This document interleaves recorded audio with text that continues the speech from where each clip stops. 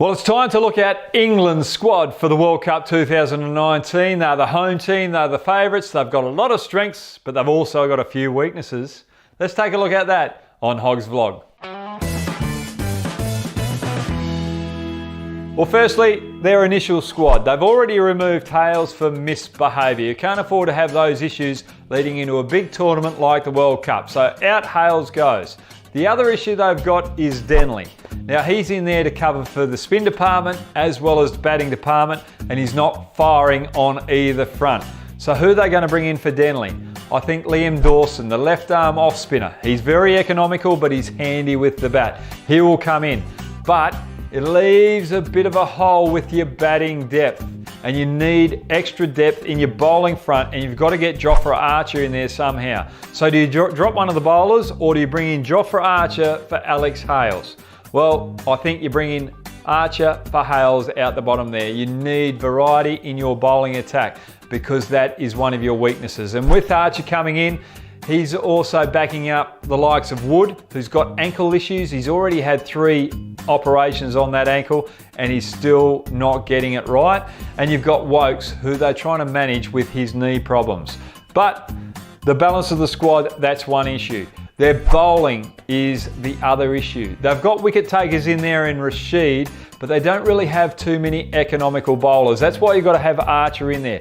Archer has adaptability in the bowling department. You can open with him, you can bowl him in those middle periods where he can apply the pressure, lower the run rate down and get wickets. And that helps the bowler out the other end as well. But they've also need someone in the death, and I think they've got to go with Tom Curran and Archer for the death department.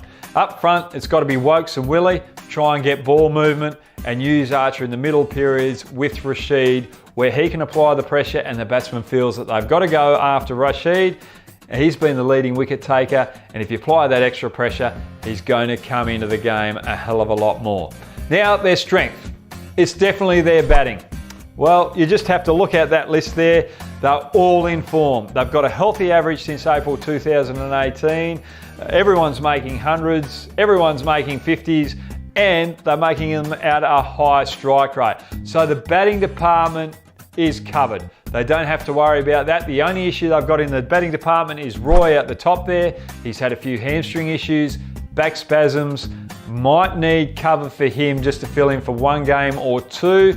But Liam Dawson there, being handy with the bat, he might be able to fill the void just for a game or 2, and you might be able to rotate Ali up in the opening department as well as batting down the list, just so that you don't muck up the balance of that batting order that has been doing so well over the last couple of years. Now the trump cards for England. Butler, his explosiveness out the end, making hundreds in quick time. For me, he's going to be the most valuable player in this tournament.